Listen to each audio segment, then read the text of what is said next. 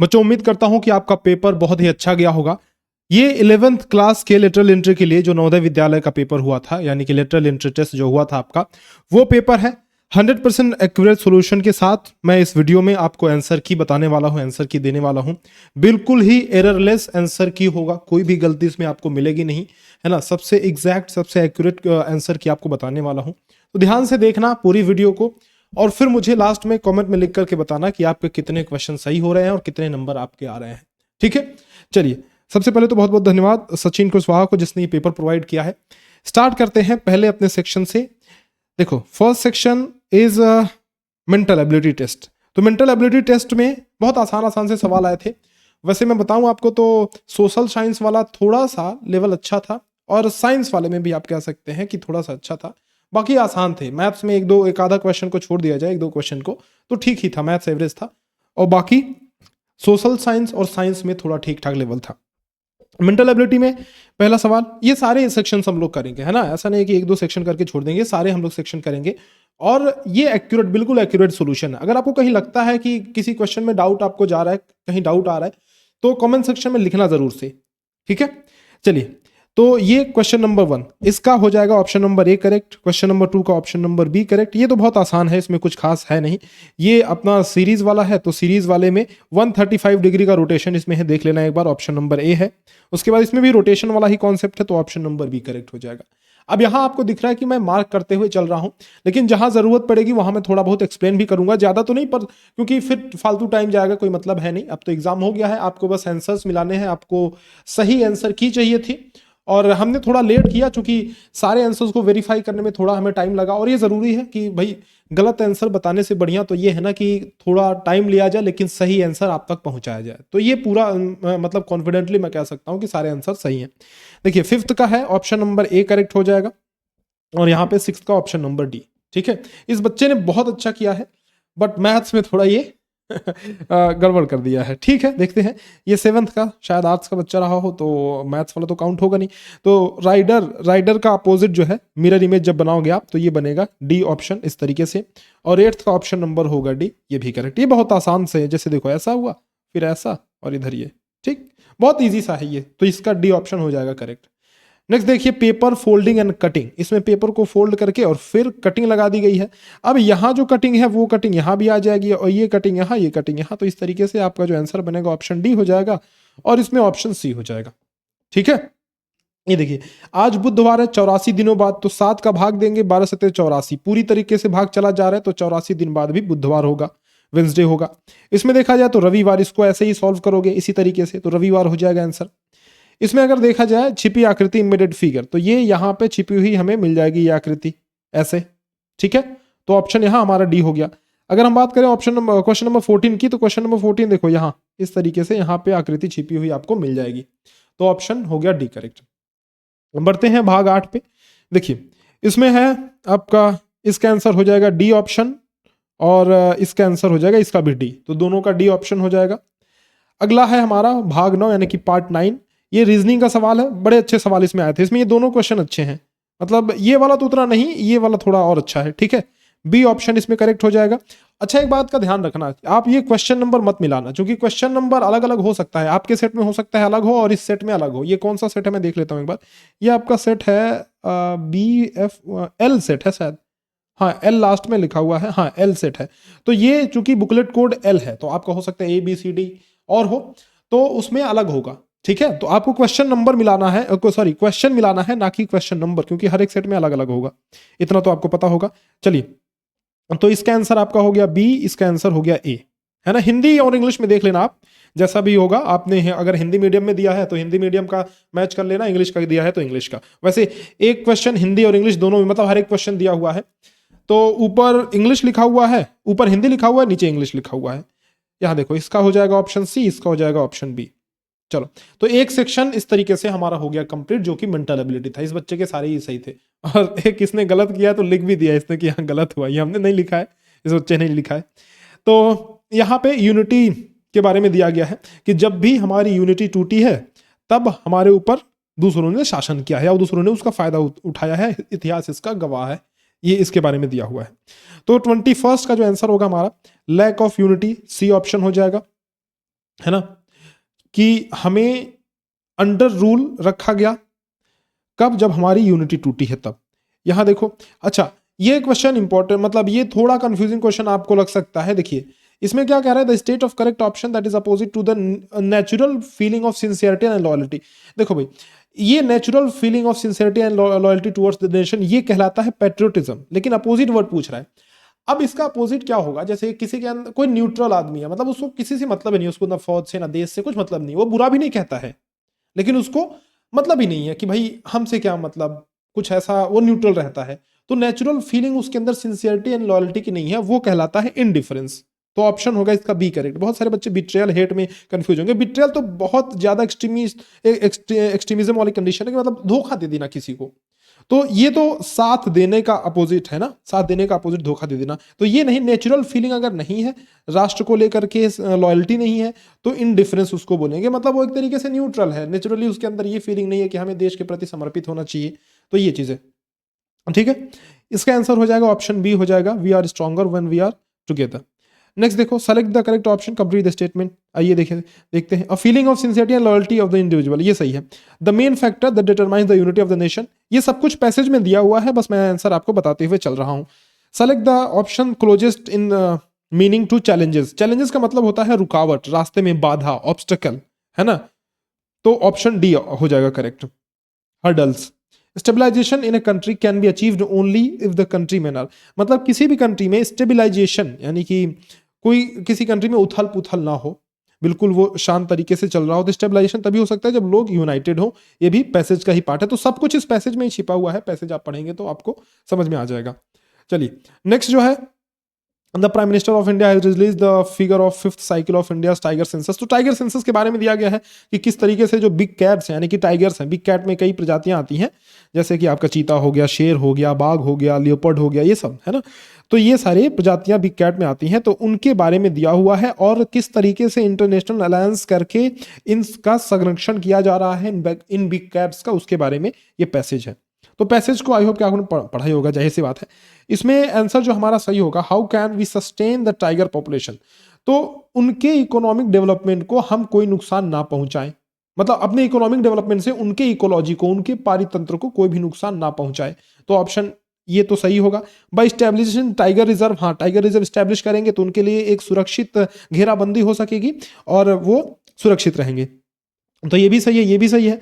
अब through periodic survey of tigers, अब यहां से देखें ऑप्शन 1, 4 एंड 6 जो है वो सही है। पीरियडिक सर्वे से क्या होगा, हमें पता चलेगा कि कितने लायंस हैं, उनकी कंडीशन क्या है, डिक्लाइनिंग है या फिर इंक्रीज हो रही है उनकी कंडीशन, मतलब उनकी ग्रोथ पॉपुलेशन, तो उससे पता चलेगा। ठीक है, camera traps were set up in the forest, यहाँ पे फिर forest to dash the tigers, to photograph the tiger, उनको मारने के लिए नहीं, पकड़ने के लिए नहीं, देखने के लिए नहीं, फोटोग्राफ करने के लिए, ये पैसेज में दिया हुआ है।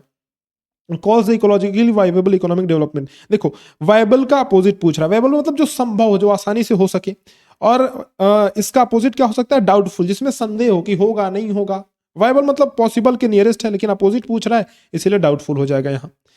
चलिए नेक्स्ट देखो, 97 countries became members of IBCA because, वो 97 कंट्रीज जो है आईबीसीए के मेंबर्स क्यों बनी, क्योंकि ये जो कंट्रीज हैं इनके वहां ये बिग कैट्स में से कोई ना कोई एक प्रजाति या फिर एक से ज्यादा प्रजाति पाई जाती है, तो इसीलिए वन और more of the big cats are found to the inhabit there. ठीक है, नेक्स्ट देखो यहाँ पे 31 से 36, complete the sentence given below, देखते हैं। The train had just come to halt when we reach the platform, option number A होगा, जब हम प्लेटफॉर्म पे पहुंचे उसी समय ट्रेन रुकी।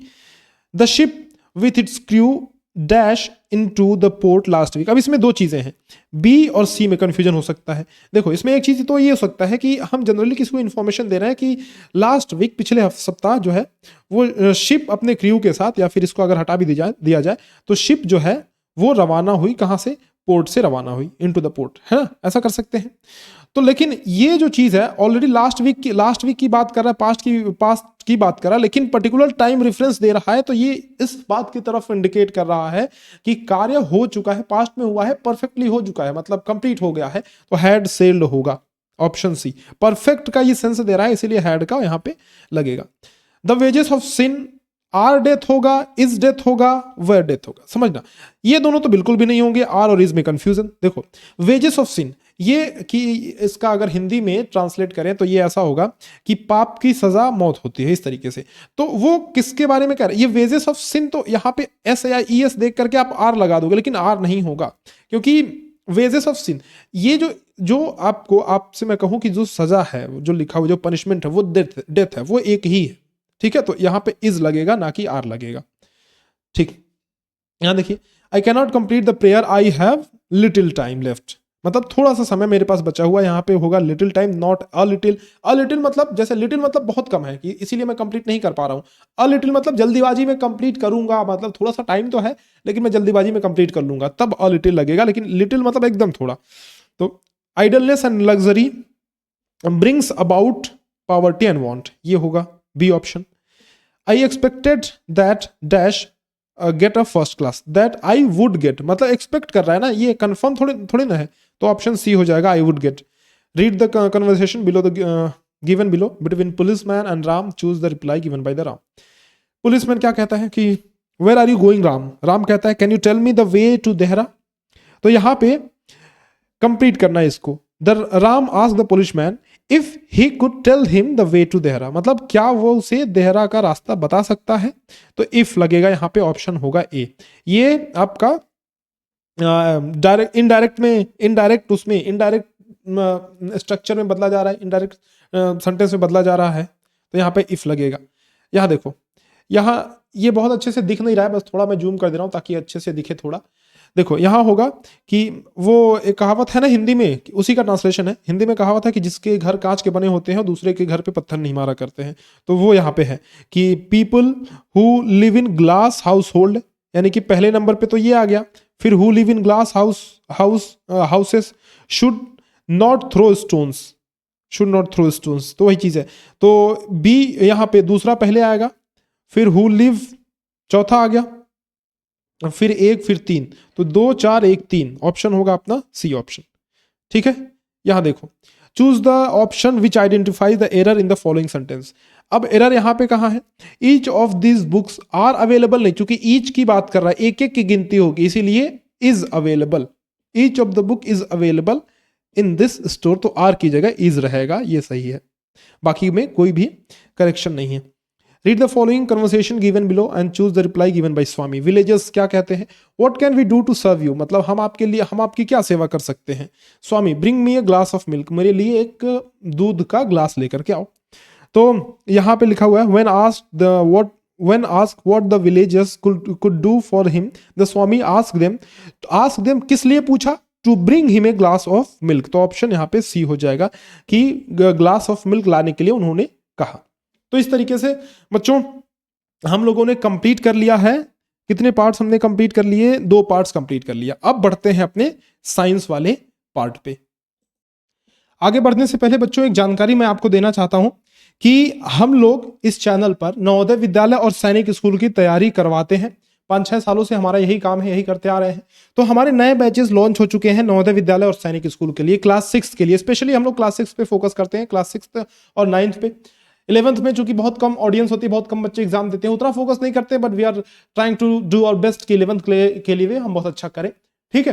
तो क्लास 6 के लिए अगर आपके भाई बहन क्लास 6 में एग्जाम दे रहे हैं, क्लास 6 का एग्जाम दे रहे हैं, या फिर अगले साल के लिए तैयारी कर रहे हैं नवोदय विद्यालय फिर सैनिक स्कूल की, तो हमारे बैचेस में एनरोल होकर के ऑनलाइन बैचेस में आप बहुत अच्छे से प्रिपरेशन कर सकते हैं। नवोदय विद्यालय के लिए हमारा है नवोदय अल्फा बैच, और सैनिक स्कूल के लिए सैनिक अल्फा बैच। ये दोनों बैचेस हमारे चलाए जा रहे हैं, जिसमें आपको वीडियो लेक्चर्स मिलेंगे, प्रैक्टिस शीट्स, ताकि आपके अच्छे से प्रैक्टिस हो जाए। बच्चों की ऑनलाइन टेस्ट भी बच्चों के हो जाते हैं टेस्ट, फिर टेलीग्राम ग्रुप उनको एक डेडिकेटेड मिल जाता है, जहां पे वो पीयर टू पीयर लर्निंग कर लेते हैं, डिस्कशन कर लेते हैं, उनको मॉक टेस्ट दे दिया जाता है, model paper, weekly doubt session हो जाता है। तो ये काफी सारे फीचर्स हमने इंटीग्रेट किया है इन सभी कोर्सेज में, ताकि बहुत अच्छे से बच्चों की प्रिपरेशन हो पाए, और वो इन एंट्रेंस एग्जाम की, यानी कि चाहे वो AISSEE की बात हो या फिर चाहे वो JNVST की बात हो, दोनों एग्जाम बहुत ही अच्छे से आसानी से वो क्लियर कर पाए। अर्जुन बैच इज और फ्लैगशिप बैच, जिसमें हम तैयारी करवाते हैं दोनों की, यानी कि नवोदय और सैनिक दोनों स्कूल। ये सभी क्लास 6 के लिए बैचेस हैं, तो जरूर से हमें रीच आउट करें अगर आप इन बैचेस में इंटरेस्टेड हैं। आपकी बेहतरीन बहुत अच्छे से तैयारी हो जाएगी, मतलब बच्चों की, जो आपके भाई बहन जो भी हैं, आपके दोस्त जो भी 6th क्लास में एंट्रेंस एग्जाम देने जाएंगे, उनको जरूर से रिकमेंड करें अगर आपके घर में ऐसे बच्चे हैं तो। फीचर्स देखिए, सब कुछ इसमें मिलेगा। मैंने आपको बताया है कि video lectures, practice set, Telegram group, ये सब कुछ, मतलब इस तरीके का हमारा टेलीग्राम ग्रुप बन जाता है जिसमें अलग अलग ग्रुप्स में बच्चे इन्वॉल्व रहते हैं और अपने डाउट्स वगैरह डिस्कस करते रहते हैं। क्योंकि बच्चे छोटे हैं तो थोड़ा सा ना, कुछ बच्चों को ऐसा लगता है कि एक पर्सनल अटेंशन चाहिए। जैसे आप लोग तो खैर बड़े हो, 11th में हो, 10th में हो, तो आप तो फिर भी कर सकते हो, मैनेज कर सकते हो कि एकदम पर्सनल अटेंशन की जरूरत नहीं होती। एक लेक्चर दिया आपको, अगर बोला गया कि भाई एक डीपीपी यानी कि प्रैक्टिस शीट सॉल्व करके ले आओ, तो आप लेके आओगे। लेकिन बच्चों को हैंड होल्डिंग की जरूरत पड़ती है, थोड़ा पर्सनल अटेंशन की जरूरत पड़ती है। तो जिन पेरेंट्स को ऐसा लगता है उनके लिए हमने स्टार बैच निकाला है। इस स्टार बैच में एकदम इस तरीके से पढ़ाई होती है जैसे कि मैं खुद लाइव आकर के पढ़ाता हूँ, जिसमें फेस टू फेस बच्चे मेरे सामने पढ़ते हैं, वहीं की वहीं मैं होमवर्क देता हूँ, डेली होमवर्क चेक करते हैं और इनके टेस्ट लिए जाते हैं समय समय पर, ताकि एनालिसिस हो पाए कि उनकी जो परफॉर्मेंस है वो कैसी रह रही है इस समय, और वो कितना इंप्रूव कर रहे हैं, कितना सीख रहे हैं, इन सब का एनालिसिस किया जा सके। तो ये हमारा तरीका है। बाकी आप देखेंगे चैनल पे तो हम नवोदय विद्यालय और सैनिक स्कूल से रिलेटेड प्रॉपर लेक्चर्स अवेलेबल आपको मिल जाएंगे। इसके अलावा कोई भी गाइडेंस आप देखेंगे तो मिल जाएगा हमारे चैनल पे।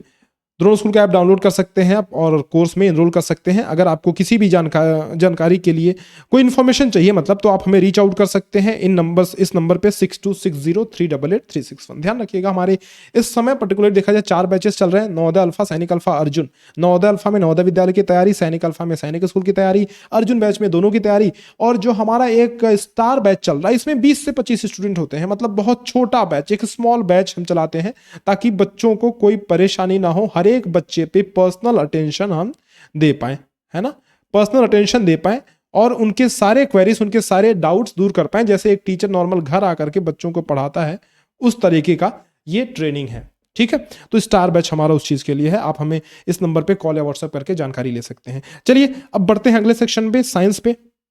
साइंस वाला ये देखिए, इसमें है पहला जो है थायरोक्सिन के बारे में दिया है, तो इसमें 1, 2 एंड 3 है।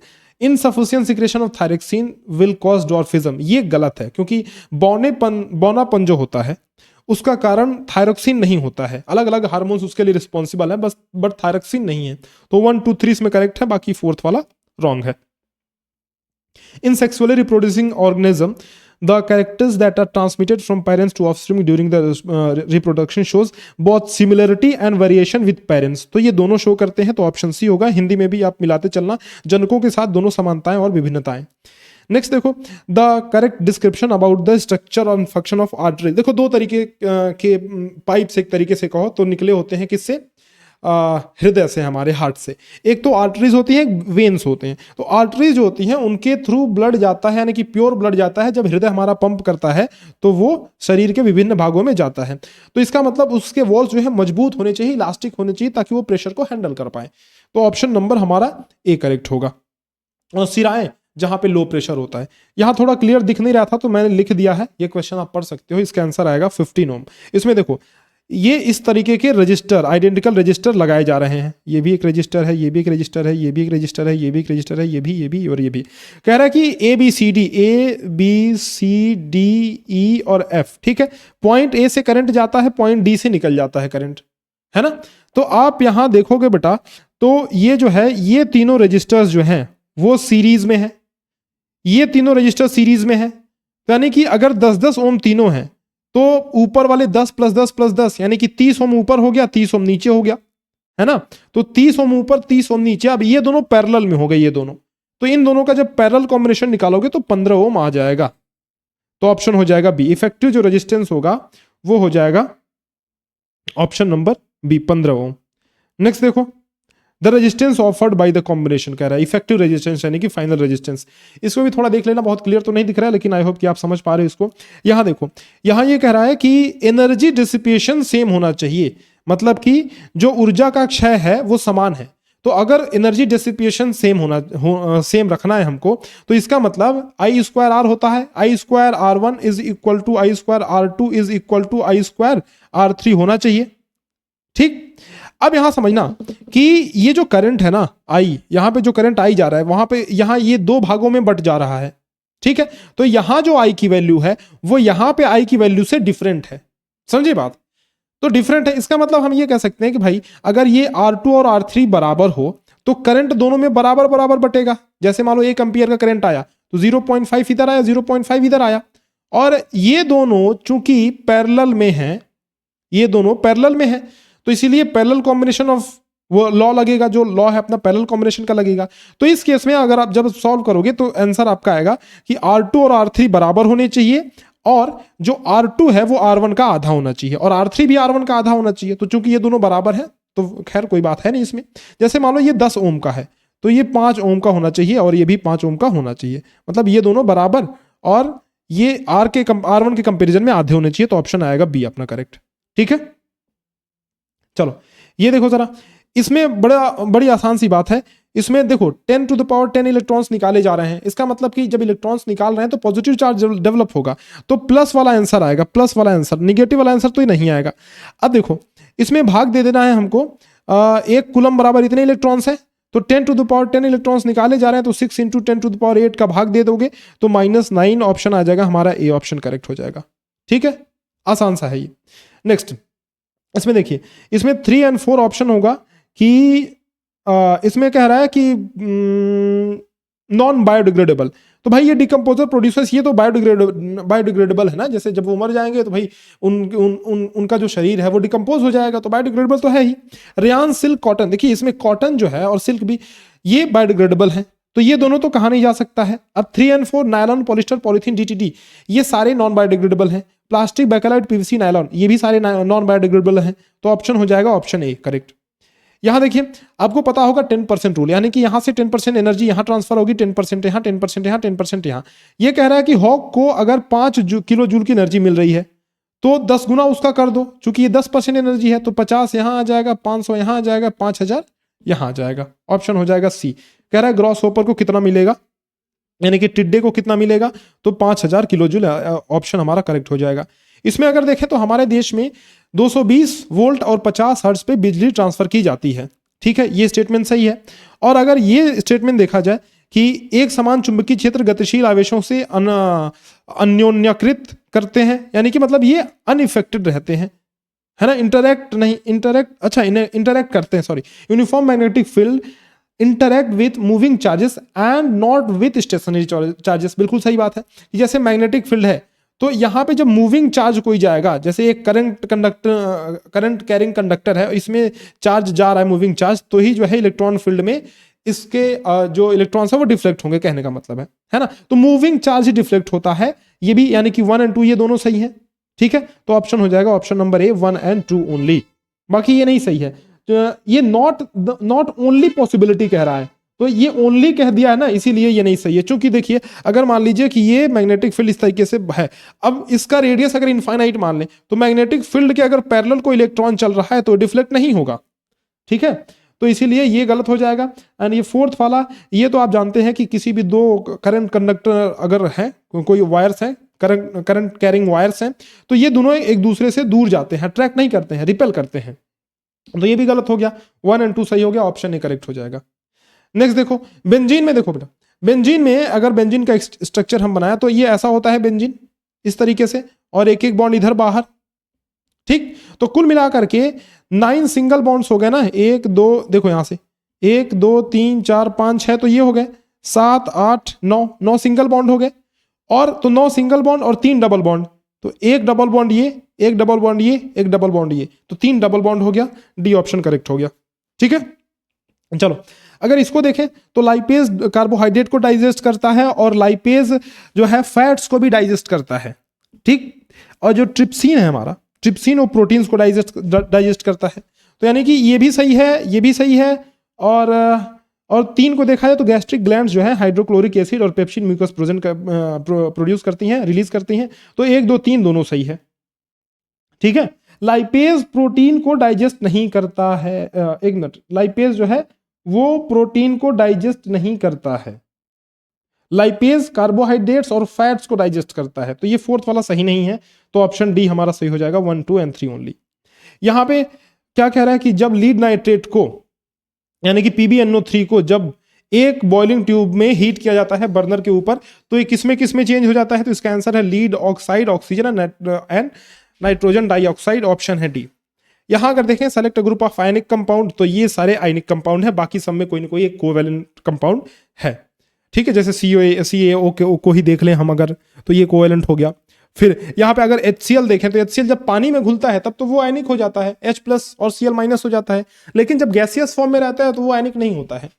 ठीक है, नेक्स्ट देखो यहाँ पे, यहाँ क्या है, इसका आंसर क्या है, कैल्शियम सल्फेट। इसमें वाटर ऑफ क्रिस्टलाइजेशन की संख्या 2 होती है, तो सबसे कम वाटर ऑफ क्रिस्टलाइजेशन जो है, क्रिस्टल जल कहे जाने वाले, मतलब वाटर ऑफ क्रिस्टलाइजेशन जो है, number of molecules of water, ये सबसे कम इसमें होते हैं। सी ऑप्शन दिए गए ऑप्शंस में से।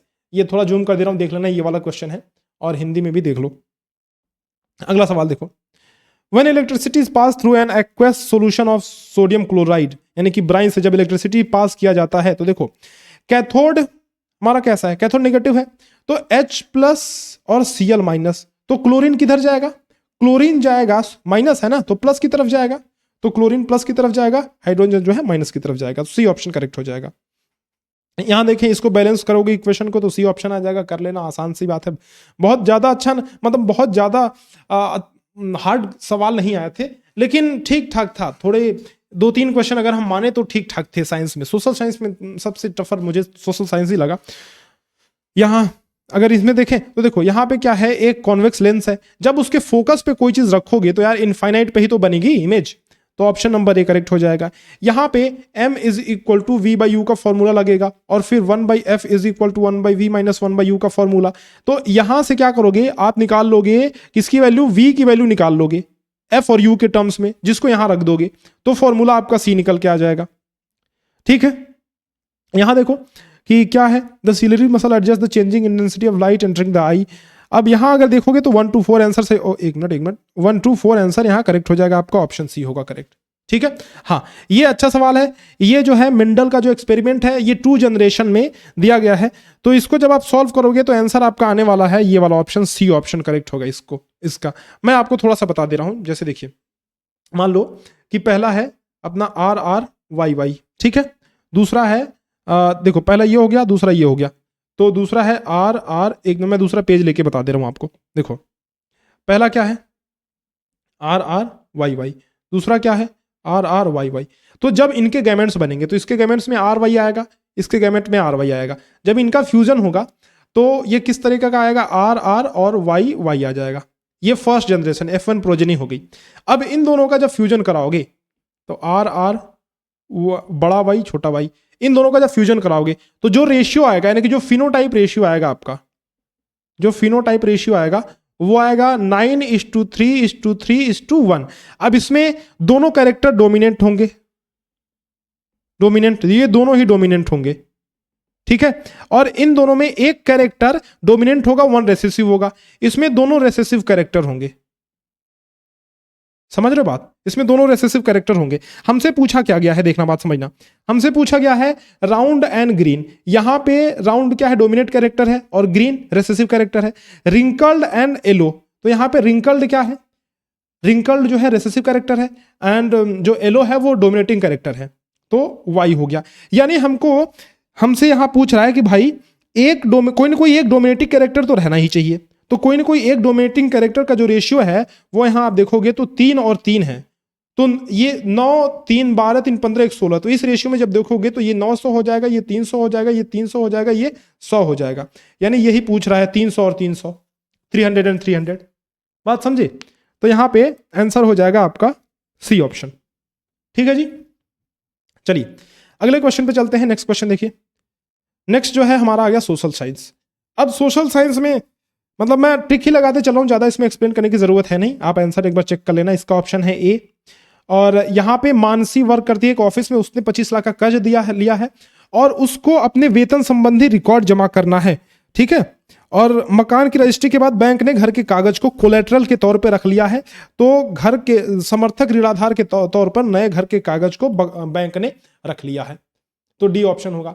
यहाँ पे राष्ट्रीय जनता दल क्षेत्रीय पार्टी है, बाकी सभी पार्टियां ये नेशनल पार्टी है। आम आदमी पार्टी को अभी हाल ही में नेशनल पार्टी का दर्जा मिला था, मतलब सबसे लेटेस्ट इसी को मिला था आम आदमी पार्टी को। बाकी राष्ट्रीय जनता दल जो आरजेडी है वो क्षेत्रीय पार्टी है।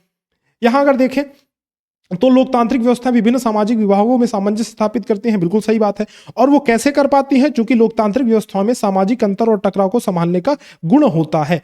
तो कारण बिल्कुल सही है और ये अभिकथन भी सही है और ये इसका एक्सप्लेनेशन भी है, यानी कि ऑप्शन नंबर ये करेक्ट हो जाएगा। Both assertion and reasons are correct and reason R is the correct explanation of assertion. ठीक है, नेक्स्ट देखो, यहां पे जो प्रच्छन्न बेरोजगारी कह रहा है कि रघु के परिवार में जितने सदस्यों की जरूरत नहीं है खेत में काम करने के लिए, उससे ज्यादा सदस्य काम कर रहे हैं, यानी ये अनइफेक्टिव वर्क एक तरीके से कहो तो प्रच्छन्न बेरोजगारी इसको बोलते हैं, डिसग्यूज्ड अनएम्प्लॉयमेंट।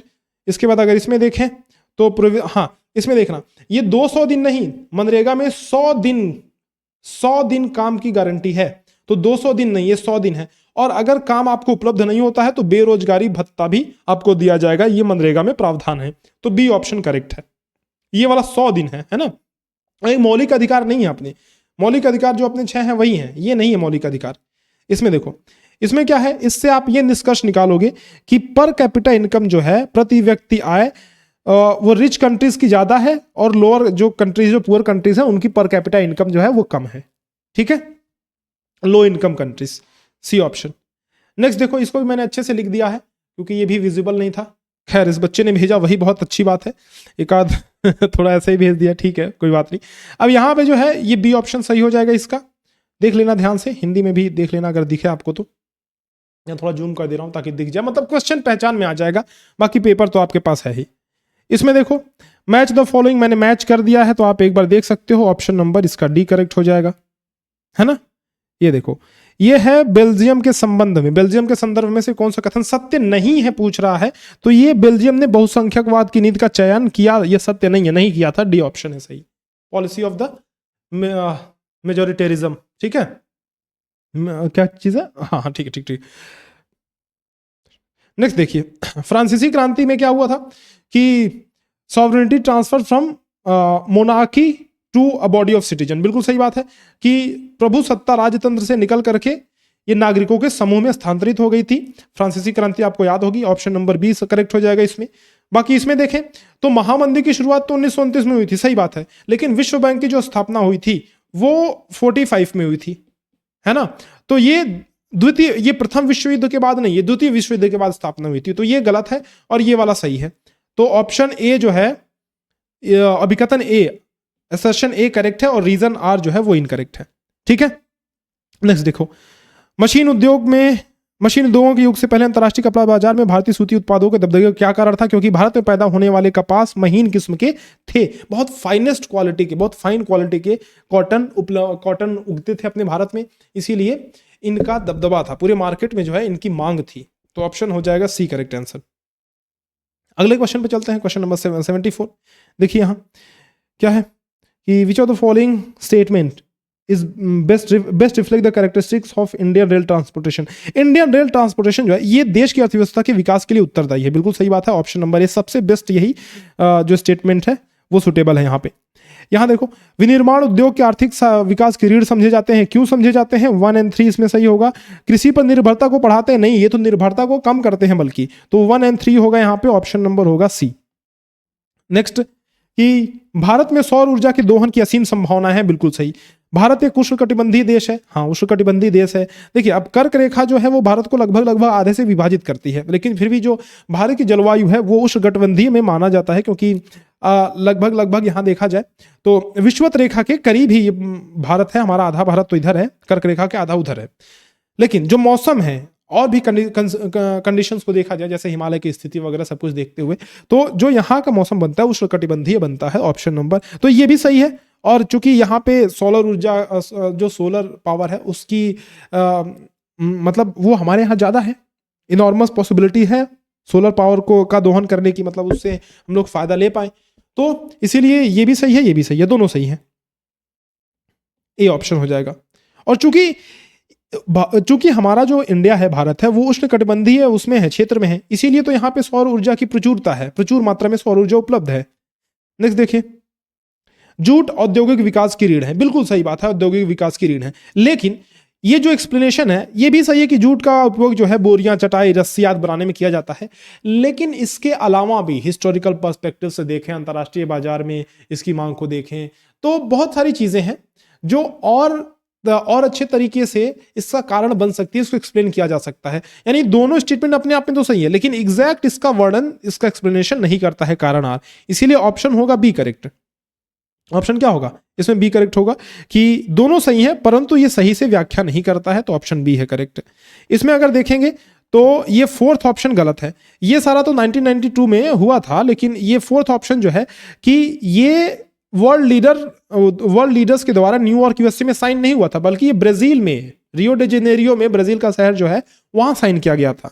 तो ए बी सी यानी कि 1 2 3 इसमें करेक्ट है, ऑप्शन नंबर सी हो जाएगा करेक्ट। ठीक है, आइए नेक्स्ट क्वेश्चन पे चलते हैं। ये देखो, इसमें मैंने क्रोनोलॉजिकल ऑर्डर जो है वो लिख दिया है कि सबसे पहले जो first Tamil book published in Cochin, ये सबसे पहले हुआ था 1579 में। उसके बाद आपका हो गया था ये वाला publication of weekly magazine Bengal Gazette का प्रकाशन हुआ था 1780 में।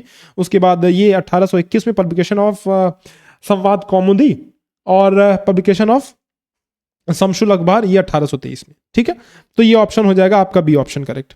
यहां देखो कि महात्मा गांधी ने असहयोग आंदोलन वापस ले लिया था। याद करो फरवरी में कि महात्मा गांधी ने ये वापस ले लिया था आंदोलन, क्योंकि चौरी चौरा एक जगह है गोरखपुर में, वहां पे पुलिस चौकी में आग लगा दी गई थी।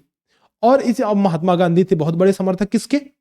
अहिंसावादी के। तो उन्होंने कहा भैया अब हम तो नहीं करने वाले असहयोग आंदोलन, अब इस वजह से उन्होंने वापस ले लिया था। बिल्कुल सही बात है, लेकिन इसका कारण जो है वो ये नहीं है, मैं बताता हूं आपको। हालांकि राजनीतिक कैदियों को, गांधी जी की डिमांड थी कि राजनीतिक कैदियों को रिहा कर दिया जाए, ब्रिटिश सरकार ने इस बात को मान लिया था, लेकिन वापस लेने का कारण ये नहीं था। असहयोग आंदोलन वापस लेने का कारण तो ये था कि चौरी चौरा में वो चौरी चौरा वाला कांड हो गया था गोरखपुर का, इसलिए वापस लिया था। तो दोनों सही है ना, बट जो है रीजन आर जो है वो करेक्टली एक्सप्लेन नहीं करता है, तो ऑप्शन नंबर बी सही होगा इसमें। तो इस तरीके से हमने सोशल साइंस भी कर लिया है। अब लास्ट पार्ट हमारा बचा है जो कि है मैथमेटिक्स। तो मैथमेटिक्स में चूंकि सॉल्व करने में समय लगेगा, तो मैंने ऑलरेडी सॉल्व करके आंसर निकाले हुए हैं आपके लिए, तो बस मार्क करते हुए चलता हूं। याद रखिएगा एक्यूरेट सॉल्यूशन है ये, जो कुछ भी बता रहा हूं सब कुछ 100% करेक्ट है। अगर आपको फिर भी लगता है कि कहीं किसी क्वेश्चन में कुछ गलती रह गई है तो कॉमेंट सेक्शन में जरूर से बताइए, और हम जरूर से रिप्लाई करेंगे उस चीज का कि ये आप जो सोच रहे हैं वो सही है कि नहीं सही है, आपका क्या जो रीजन है तर्क सहित जो है कमेंट सेक्शन में बताइएगा। 81 का देखो, ये बी ऑप्शन इसका हो जाएगा करेक्ट। इसका हो जाएगा कोसेक स्क्वायर a - 1 और इसका आंसर हो जाएगा 2। ये दोनों समरूप तो है परंतु सर्वांग सम नहीं है, ये आंसर बी हो जाएगा करेक्ट यहाँ पे। और नेक्स्ट देखा जाए तो इसका -4 - 1, ये आंसर बी करेक्ट हो जाएगा। यहाँ पे आएगा 50 डिग्री का, है ना, 50 डिग्री। तो आप क्वेश्चन मिलाते हुए चलना, यहाँ पे हो जाएगा त्रिभुज EDC। अब देखो EDC, अब डी जो है 90 डिग्री, ये भी 90 डिग्री, यानी कि बी जो है डी के करस्पॉन्डिंग होना चाहिए। तो ABC में EDC में अगर देखें तो B D के करस्पॉन्डिंग है, C के करस्पॉन्डिंग है, और बाकी बचा A, तो AE की हो गया, तो इसीलिए B हो गया। यहाँ दो समांतर रेखाएं एक वृत्त को क्रमशः बिंदुओं A और B पर स्पर्श करती हैं, तो यानी कि ऐसा है ना, A और B। आपसे पूछ रहा है वृत्त का क्षेत्रफल दिया है AB के बराबर, तो ये AB क्या है? डायमीटर है, तो डायमीटर आपसे पूछ रहा है, तो डायमीटर हो जाएगा 10 आ जाएगा, आप कैलकुलेट करोगे तो 10 आ जाएगा। रेडियस आपका आएगा 5, वहां से कैलकुलेशन करोगे तो 10 आ जाएगा। यहाँ पे 36 के अभाज्य गुणनखंड, तो 36 को बड़े आराम से लिखा जा सकता है ना, 2 × 2 × 3 × 3। तो यहाँ से देखो 2 पे पावर 2 × 3 पे पावर 2, तो ये 2 दूना 4, 3 बार 3 36 है ना, तो ऑप्शन हो जाएगा ये करेक्ट। यहाँ यदि प्रथम n विषम धन पूर्णांक संख्याओं का माध्य n²/81 है तो n बराबर है। अब आपको पता होगा कि n विषम संख्याओं का जो माध्य होता है वो n ही होता है, तो यानी कि ये n²/81 n के बराबर होना चाहिए। n से ये स्क्वायर कट गया तो n = आ गया 81, ऑप्शन हो जाएगा सी। यहां आप देखोगे तो आपको पता होगा कि ये अल्फा और प्लस बीटा = -b/a और अल्फा बीटा = c/a होता है, तो इन दोनों की ही वैल्यू निकाल लोगे। अब यहां पे देखो -b का मतलब है ये हो गया 1 हो गया, और c का मतलब हो गया -4, तो यहां से इन वैल्यूज को रखोगे तो आपका आंसर आ जाएगा सी ऑप्शन। देखो ये जो है ये एक परिमेय संख्या है, रेशनल नंबर है, और ये इर्रेशनल नंबर है। तो दो कभी भी मतलब जोड़ या घटाने में कभी भी अगर एक इर्रेशनल नंबर आ जाता है, परिमेय संख्या आ जाती है, तो वो पूरे समूह को जो है वो इरेशनल बना देती है, ऑप्शन हो जाएगा सी। एक अपरिमेय संख्या जो है बना देती है irrational number, C option. Next देखो, यहां पे आपको बस करना क्या है ना, सिंपल, कि इसमें 12 गुणे 6 गुणे 5 में 0.48 का भाग दे देना है, तो 750 आ जाएगा आंसर आपका। यहां देखो, यहां पे आप सॉल्व करोगे तो ऑप्शन नंबर सी करेक्ट हो जाएगा। और इसमें बस सिंपल सी बात ये करनी है, प्रायिकता इतनी है ना, प्रायिकता इतनी है तो आपको गुणा कर देना है 400 गुणे 0.035, तो अंडों की संख्या निकल के आ जाएगी जो कि है 14। निम्नलिखित में से कौन सी संख्या किसी घटना की प्रायिकता नहीं हो सकती? किसी भी घटना की प्रायिकता एक से ज्यादा नहीं हो सकती है। 3/5 की वैल्यू 0.6 है, 25% की वैल्यू 0.25 है और ये 0.3 है, लेकिन ये एक से ज्यादा है, तो ऑप्शन ए जो है ये करेक्ट आंसर है। This cannot be the probability of an event. एक से ज्यादा, किसी भी घटना की प्रायिकता एक से ज्यादा नहीं हो सकती है। अगला देखिए, इसका रिलेशन होता है कि 3 median is equal to mode plus 2 mean. इसी को इधर उधर आप ट्रांसफर करेंगे तो आपका आंसर आ जाएगा बी। ठीक है, चलो नेक्स्ट देखो, यहां पे समांतर श्रेणी है तो अरिथमेटिक प्रोग्रेशन है, आसान सा है। और इसमें देखोगे तो जो डिफरेंस निकल के आ रहा है वो 2.5 का 2.5 का डिफरेंस निकल के आ रहा है। तो nth जो टर्म होता है ग्रामा पद, nth टर्म आप सभी को पता है, तो a plus n-1 into D होता है। d की वैल्यू है 2.5, n की जगह 11 रखोगे, a की जगह रखोगे -3, तो आपका आंसर निकल के आ जाएगा 22। और यहां देखें तो ये आपका सेक्शन फॉर्मूले से लगेगा, k:1 का रेशियो मान लेना, लग जाएगा, ऑप्शन नंबर सी हो जाएगा सही। यहां पे बहुत सारे बच्चों ने गलती किया है, मैं समझाता हूं आपने गलती किया क्या है। आपसे पूछा है वृत्तखंड का क्षेत्रफल, यानी आपसे पूछा है इस वृत्तखंड का क्षेत्रफल, इसका एरिया पूछा है, और बहुत सारे बच्चों ने पूरा इसका एरिया निकाल लिया है। बेटा ये तो त्रिज्य खंड है ना, ये सेक्टर है। और आपसे क्या पूछा है? आपसे सेगमेंट का एरिया पूछा है। तो यानी आपको करना क्या था, इसमें से ये वाला पार्ट माइनस कर देना था। तो इस पूरे का एरिया निकालोगे तो आएगा 154, लेकिन जब इसको माइनस कर दोगे तो इसका एरिया 98 आएगा, तो 154 माइनस 98 आपका आंसर आ जाएगा 56। ऑप्शन नंबर ए करेक्ट होगा। ठीक है, तो इस तरीके से हमने 100 के 100 क्वेश्चन कर लिए एंड बिल्कुल सही सॉल्यूशन के साथ, 100% एक्यूरेसी के साथ। आई होप कि आपको अच्छा लगा होगा, और अगर अच्छा लगा है तो वीडियो को लाइक कीजिएगा, दोस्तों का शेयर कर कीजिएगा।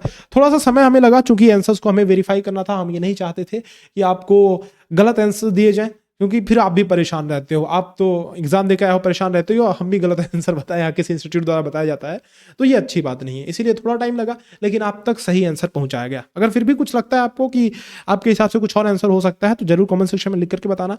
और बाकी फिर से आपको बता देना चाहता हूँ, सूचित कर देना चाहता हूँ एक बार, कि हमारे बैचेस जो है नवोदय विद्यालय के लिए और सैनिक स्कूल के लिए चलाए जा रहे हैं। तो अगर आपके भाई बहन हैं जो नवोदय विद्यालय फिर सैनिक स्कूल में तैयारी कर रहे हैं, तो जरूर से रिकमेंड कीजिए। आप चैनल पे ही जाके देखेंगे तो हमारे चैनल पे नवोदय और सैनिक से रिलेटेड ही चीजें आपको मिलेंगी। फोकस उसी पे करते हैं, हमारी स्पेशलिटी उसी में है, तो उसी फील्ड में रहते हैं और बच्चों को गाइड करते हैं। नवोदय और सैनिक से रिलेटेड अगर आपको कोर्सेज के बारे में जानकारी चाहिए होगी तो हेल्पलाइन नंबर नीचे लिखा है, डिस्क्रिप्शन में भी दिया है, और मैं बता भी दे रहा हूँ, हेल्पलाइन नंबर है 6260-388 और 361। इस पे कॉल या व्हाट्सएप आप कर सकते हैं। ठीक है, बाकी अगर प्रॉपर ट्यूशन चाहिए इस तरह की क्लास, तो हमारा स्टार बैच है, इस बारे में भी आप पता कर सकते हैं हमारे हेल्पलाइन नंबर पे कॉल करके। ये बहुत छोटा सा हमारा बैच होता है, 20 से 25 स्टूडेंट्स का बस होता है ये हमारा बैच, ताकि हम एक एक बच्चे पे प्रॉपर ध्यान दे पाएं, है ना। आप एक बार चैनल पर विजिट जरूर से कीजिए किसी भी इन्फॉर्मेशन के लिए। एक बार रिजल्ट हमने चेक किया हुआ था लाइव, वो भी जाकर के देख लीजिएगा, हमारा रिजल्ट बहुत अच्छा रहा है, और इसीलिए हम दावे के साथ ये चीज़ कह भी पाते हैं, क्योंकि हम रिजल्ट देते हैं। बाकी किसी भी सहायता के लिए, मतलब कोर्सेज से रिलेटेड क्लास 6 के लिए, आप कॉल कर सकते हैं इस नंबर पर। चलिए, उम्मीद करता हूँ वीडियो पसंद आई होगी, लाइक कीजिएगा, अपने दोस्तों के साथ शेयर कर दीजिएगा। मिलते हैं आपसे नेक्स्ट वीडियोज़ में, तब तक के लिए अलविदा, बहुत बहुत धन्यवाद।